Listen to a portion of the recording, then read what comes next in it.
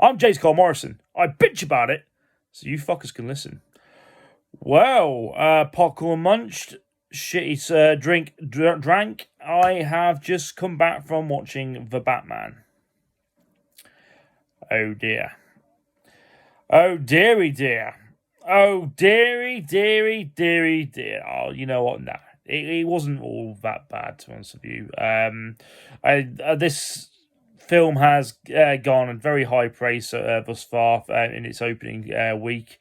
I don't know the box office at the moment as it stands, but this was a fine film. It was not as good as the rumblings may suggest, but this was okay.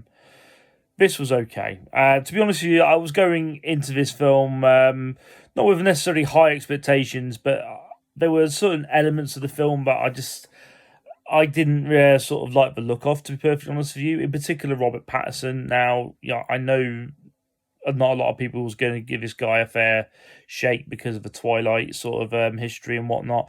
Robert Pattinson in himself is a very good actor. I can't really take anything away from a man.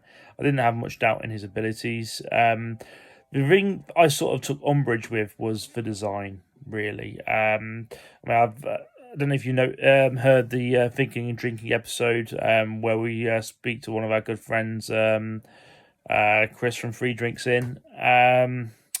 But I really don't like the mask, like the helmet that Robert Pattinson is wearing. I think it sort of pays, or it tries to pay homage to sort of 1960s Batman. Because of this sort of like the shape of it. It almost looks exactly identical without the sort of stenciled eyebrows. It's almost got a little bit of definition in the eyebrows and just a massive fucking head. I mean, if you painted my head black, it'd look like a fucking Batman helmet. I mean, I made a comment that it basically looks like a gimp suit with fucking bunny ears and the zip cut out. That's basically sort of my feelings. Looking at it, in actual film, looking at it in the film, it wasn't as bad as sort of the still shots would suggest. It looked fine, but there were other elements of the design of the batsuit that I really didn't like. For example, his forearm is very chunky. Like, it sounds like I'm nitpicking, but it almost like it looks like it sort of shoots darts or whatnot. I think it's actually sort of like a personal computer or something on his arm. And I think I saw him using it in one scene in particular. It just doesn't look great. And one thing I noticed I just couldn't keep my eye off was his sort of collar, his lapel. It's sort of sticking out. I think they're going for like a Phantom of the Opera sort of vibe, or maybe it's sort of part of the Nightfall comics where he had that sort of a sticky outy lapel. But as soon as you notice it, you can't stop looking at it. It almost looks like Victorian Batman in its design, but it didn't look great. It really didn't. It was almost, I mean, I think it was trying to pay homage to the Victorian Batman, or even the first ever sort of Batman. So I think there was sort of elements of that in that film, and the first ever the Bat sort of horror film in the 1920s. What the film that inspired Bob Kane and Robert Finger to come up with the whole Batman in the first place. There were perhaps sort of elements of that in the design, but overall, I didn't quite like it. There was a lot of angst in it. I know, like, Bruce Wayne is meant to be a broody son of a bitch, but it almost felt like manufactured angst. There wasn't anything organic. I mean, at one point, you had the character Bruce Wayne brooding in his fucking cellar, listening to fucking Nirvana, with fucking like his little black eyeliner sort of running down his face. He honestly, it wasn't a good look. It didn't feel very genuine. Nevertheless, the film is very stylized. It has its own unique sort of feel and vibe. It doesn't feel like any other Batman film, which is great. I mean, you can sort of point out like sort of the Nolan ones, the Tim Burton ones, the Schumacher ones, even Batman v Superman. As much of a flop that was, it had its own sort of feel. Like sort of the Affleck sort of flicks. This in its own right felt like a sort of noir detective story, although it wasn't as fun because it didn't sort of line up the sort of suspects all too well. Um, but even so, there was elements of this film where it felt it felt sort of intelligent. It felt fun in what it was trying to do. But for me, it sort of fell a little bit flat. I mean, what makes a Batman film fun for me is basically sort of like the chase, the fighting, the sort of the villain, and the villain in this film was fantastic. I mean, he was good, but they sort of make a mistake in sort of not wrapping it up in the second act, but basically, without giving too many spoilers, there isn't really a climactic finish. There isn't sort of like a one-on-one confrontation with the villain, really.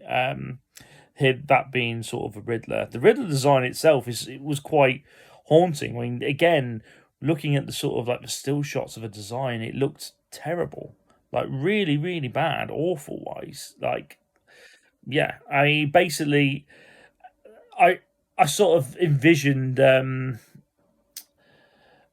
sort of envisioned. I sort of compared it to the Gimp from 9mm. This awful Nicolas Cage film about a sort of like a snuff film. There was this like monstrous villain who was basically sort of in a gimp mask with glasses. Who was sort of like a part of the main antagonist in the film. He sort of gave that sort of vibes. There were sort of clever sort of parts of it, but I didn't feel that the Batman was sort of that much of a good detective. Really, I didn't feel that he was sort of utilizing his brain and sort of working this stuff out to the best of his ability. So yeah, again, it's sort of falling flat. One thing I will say, the choreography in this film, the actual fighting was excellent. Like really good, and some of it looked like it was done in one take, which was absolutely fabulous. Robert Pattinson should be really commended for the choreography. It was really, really well done.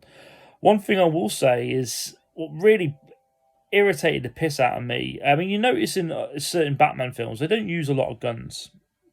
Like, but in very rarely do they have like a shit ton of guns, or they get a chance to sort of fire their guns. This version of Batman just got shot constantly, and whether it was this Kevlar suit or bullets just sort of flew off of him, almost like the Ninja Turtles in that shit. He's like a Michael Bay film. It's like sparks and shit just sort of flew off it, and they were shooting him to the a point where I just thought, you know what, one of these guys is going to hit him in his fucking mouth. Like, he just got shot so many fucking times. I mean, you sort of, in the films and even in the video games, he sort of has that sort of, you have that Predator mode where he's sort of evasive, he's using the shadows. There wasn't really a lot of that. It was a lot of just attacking and a lot of people just shooting him. And it just felt a bit silly to me. Aside from that, the casting appeared pretty damn good, if I'm honest. There wasn't a bad actor out of the bunch, to tell you the truth. Even, I mean, the weakest, I would argue, was Kravis's daughter, but she was fine. She was good. She had this very corny line in the middle about sort of like all these white elitists, sort of these corrupt white assholes taking power, and we've got to beat them down. It did make me cringe, that line, I have to be honest with you. And she was just sort of talking to Batman next to his little sort of like searchlight sort of thing, to the point where I thought, you know what, that's going to lead to the ending. Like, this Riddler character is going to be in cahoots with the woman running for mayor or something like that. I thought that was what they were going for with a sort of like a throwaway line like that. Thankfully, that's not the direction they went for.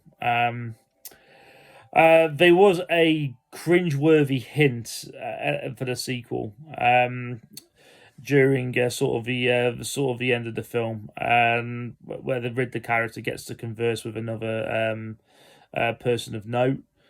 Yeah, did not. Probably the weakest part of the film, to tell you the truth. Yeah, very cringy, very not very good.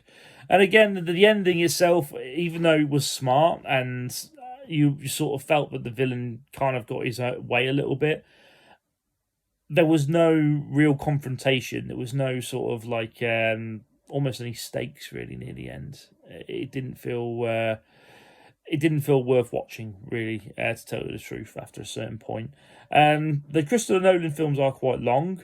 I felt this sort of dragged on a bit, and to be fair, I think the majority of the Nolan films were longer than this one. Some positive bits, So the music is on point, was very good. Cinematography is on theme. They got the actual city of Gotham, much like the Batman films of old, 89, Batman Returns. It sort of felt like it had its own identity. Like, the big criticism I had with the Nolan films is that the sort of still shots of the city looked like they were filmed at location in Chicago or Detroit. It looked like just at parts of America. It didn't feel like it had its own sort of identity. Whereas this location, wherever they filmed it, it looked like a standalone city. It looked like Gotham. You know, it had Gothic architecture. It had unique. It looked like it had unique structure. Buildings didn't look recognizable like they did in the Nolan films, which is great. It's very commendable. Wasn't a lot of gliding in this film. Batman doesn't glide quite a bit, and the one time in the film where he does glide, they have this sort of like camera angle where it's sort of like the camera is showing Patterson's face while it's gliding. It almost looks like the glitch from Grand Theft Auto Definitive Edition, where if you're flying and you sort of change camera angles, it sort of like shows the fucking character. It's really weird looking glitch. I'm sure Fat will find it, but it was one of the weaker parts of the film, I have to say. It looked very fake and corny, and I didn't like it at all. He doesn't really glide a lot at all. I have to say that was a shame, because I thought that was the best part of Batman Begins, really. Like seeing him using the grapple gun and just sort of literally using that smart cape. I thought it was really cool. The Batmobile. Now, I didn't like the look of the Batmobile. They only sort of utilised it once, and it worked. I actually thought, with the first shots to get it again, didn't like the shots of the Batmobile at first, but yeah, I felt it was too minimalistic. It just looked like a normal car, but it's the screen time for the Batmobile was good. It looked menacing, and there were some hints of original designs from the comics. Like, you could sort of see the little bat head with on the bonnet there, which was pretty neat. But yeah, overall, it was a fine film. You would enjoy it if you saw it, but there's no incentive for me to go watch this again. There's no incentive for me to get the DVDs. I sort of had my fill, really. Yeah, not terrible. Had its moments. You know, I did sort of grow to like the style as the movie went along, but yeah, slightly underwhelming as well. Like I say, there's no incentive for me to revisit this, and yeah, not too keen on the sequel. I suppose the good thing about this is there's a massive outcry for sort of like the Ben Batfleck, like the Ben Affleck version of Batman. I can't imagine that the rumours that this film has to hit 800 million and to sort of draw even as true. I think that's a lot of sort of rumour spread by the sort of Batfleck fanboys. But there was, without a doubt, a high budget involved in this film. Like, there was some like proper sort of special effects. There was some CGI, but there was some actual physical standalone special effects. So obviously, it would have cost a lot of money. So I generally don't know what they need to make to break even. I couldn't imagine it was as much as sort of reported, but yeah, I can sort of see this was a very expensive feature film. But again, a little bit underwhelming, to tell you the truth, really. So he lost a lot of momentum, I'd say, sort of as the movie sort of moved forward. But still, It's fine. It's his first outing. Maybe the sequel will be better. I'm sure there will be a sequel. I'm sure film is going to garner some success at the box office. And this won't be the last we'll see of Robert Pattinson as the role of Batman. I can guarantee you that. But like I say, I think the good thing is that we're going to see two versions of Batman. We're going to see Ben Affleck hopefully reprise his role in the Flash movie, and yeah, I don't see why these two versions can't coexist together. In fact, I mean, there's plenty of incentive for DC to do that, or Warner Brothers to do that, and make a shit ton of money. There might be a bit of overexposure, but to the end of the day, I mean, Bat fans are fucking rampant, and you can't get enough of this shit. So, I think it's very likely we're going to see the two versions of Batman. Like one, if it like one movie each year, perhaps sort of re-emerge. Maybe I'm wrong, but it seems like that there's the opportunity for that is there, and I don't think people are gonna be against that. Really, to be honest with you.